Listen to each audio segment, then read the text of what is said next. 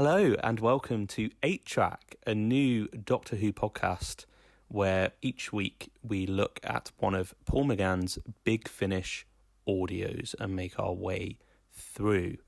I am joined by my lovely co-host, Kat. Hello. How are you doing? I'm good. How are you doing? Lovely. Yes, I'm very well, thank you. Good. This is exciting, isn't it? Exciting stuff. We've got 2 podcasts We've now. got 2 now. We've got 2 podcasts. How greedy. 2 Doctor Who podcasts because we don't have any Friends.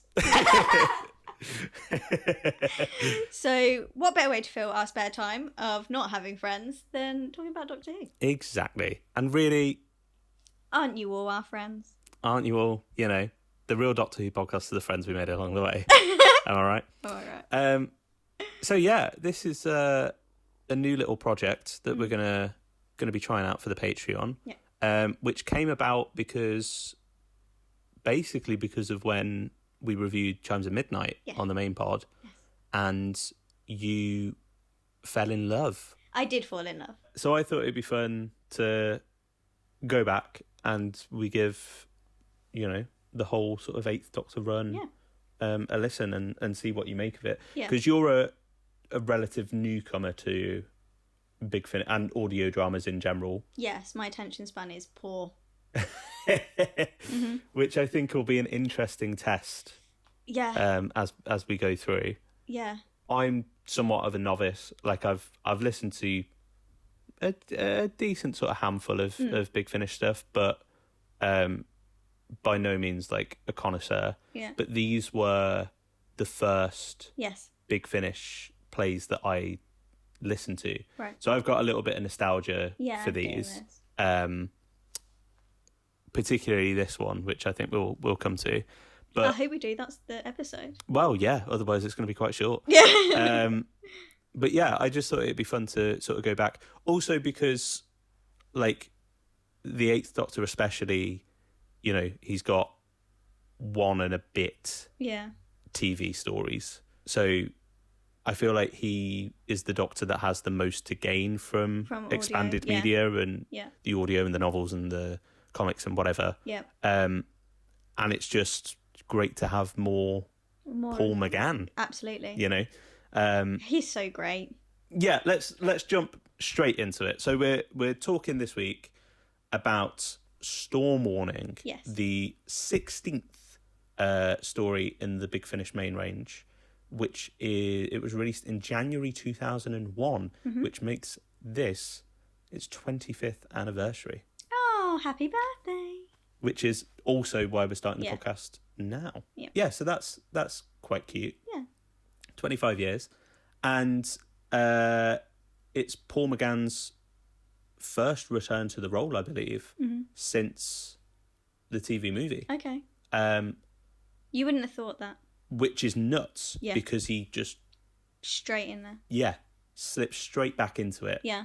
There's, throughout the whole episode, there's no cracks in, do I need to figure this character out again? Mm-hmm. Exploring the character. It's just straight in there. You listen to it. Like, when I first put it on, and I was like, 8. And then when you come out and reflect on it, and you're like, oh, wow. Yeah. The talent is unreal. And I think it's interesting as well, because I think there's some different elements to the character that aren't really in the TV movie. There's some slightly darker little shades in there, which I quite like. It's just a fully realised version of the TV movie. Yeah, that's what I mean. It feels like there's more. It almost feels like there's more to the character here than the original, which I think is interesting, because obviously a lot of the time you'd kind of expect actor that's been away from the role for a bit, to be rusty. Did it once, would maybe be a sort of diminished version. Yeah, this is the complete opposite. The opposite. I feel like they would have kind of been like, okay, so we're thinking of doing this. How do you feel about that? Mm-hmm. Paul McGann went, yeah, fab, and then just went and sat and thought and did various actory things, and then came back and completely knocked it out of the park. Yeah, and I think you can tell that he's enjoying it.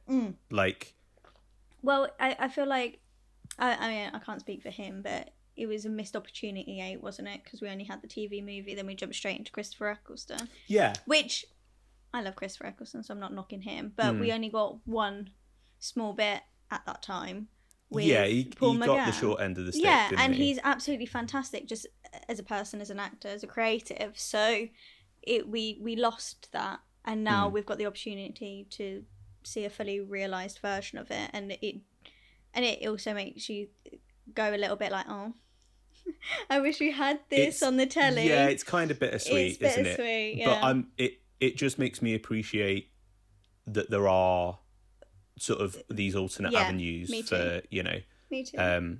As much as Big Finish gets a bit of stick for, just oversaturating the market and that I think it's kind of viewed as a bit of a, I don't know, that it's a bit more of they're sort of churning things out, and that the Big Finish dartboard that we're gonna and we'll just throw 2 random characters together, and it's the first time that Lady Christina's met the Zarbi, that would be awful. But I don't know, I'm just really glad that Big Finish exists. Yeah, me too. Because you get things like this. And obviously you'd had the books and the comics and stuff that had continued 8's story and given him adventures there for that Doctor, but it's not Paul. Yeah. You've not got that life there because it's just printed. Whereas here you get the man himself just injecting all of that charisma and just life into it, which we might not have gotten. Without Big Finish, we might have got Night of the Doctor, maybe. Yeah. But it's just really nice to see. Yeah. And I think that them being able to do things like that, or give Derek Jacobi a War Master series and really see him as the Master. Yeah. Joe Martin's Fugitive Doctor and sort of exploring some stuff there. 13 all these 13 and expanded on that. Yeah. All these little pockets that I think that in itself is more than enough reason for that company to exist. Yeah. It's really cool. We love Big Finish. We love Big Finish, and Big Finish love stories. Yeah.